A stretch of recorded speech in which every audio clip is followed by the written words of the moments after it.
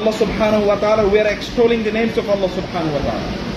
অতএব অন্তরে এক ধরনের ভালোবাসা নিয়ে আল্লাহ সুবহানাহু ওয়া তাআলার নাম উচ্চারণ করতে হবে।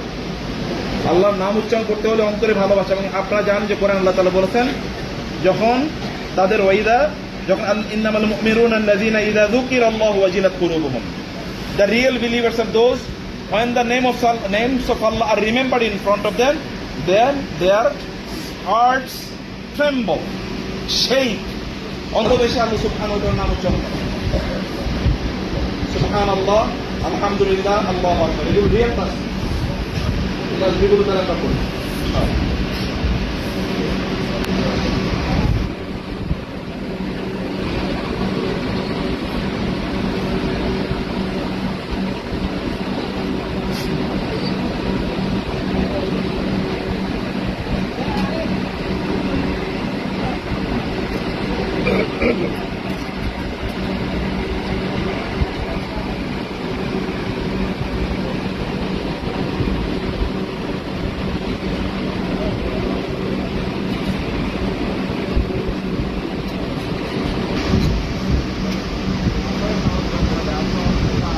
Aşırı mesela.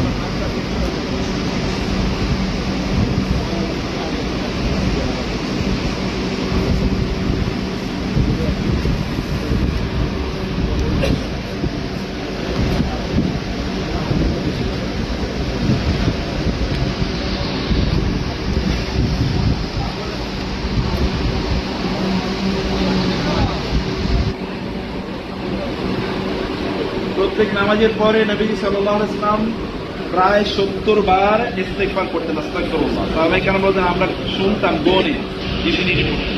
তাহলে अगेन 70 বার কি আস্তাগফিরুল্লাহ 70 টাইমস আস্তাগফিরুল্লাহ। अगेन আপনার ডান হাতের আঙ্গুল বা কর গনি গনি করে করে পড়তে হবে, এটাই সুন্নাত। ডান আঙ্গুল হাতের আঙ্গুলে কর Gani Gani.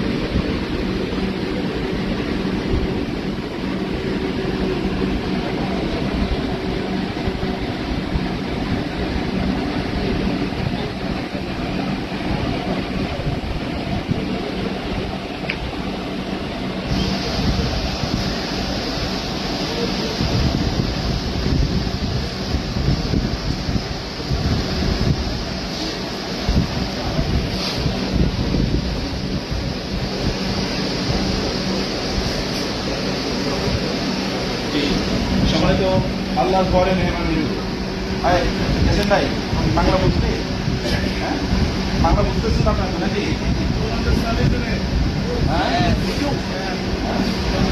You don't understand Bangla? Little little, শোয়া শোয়া। ও ট্রান্সলেট লিখে আপনি কেউ যদি না বোঝেন তাহলে ইউ ক্যান ট্রান্সলেট। আচ্ছা, যেটা বলছি প্রিয় ভাইরা বোনেরা, আমরা আমাদের জীবনের সেরা দিনের সময় শুরু করেছি। এর মতো উত্তম দিন আপনাদের জীবনে আবার প্রথম আসছে, এর যে উত্তম দিন আপনাদের জীবনে আসছে, সেই সফরে আপনারা আছেন এবং মিনার ময়দানে আমরা আছি। আগামীকাল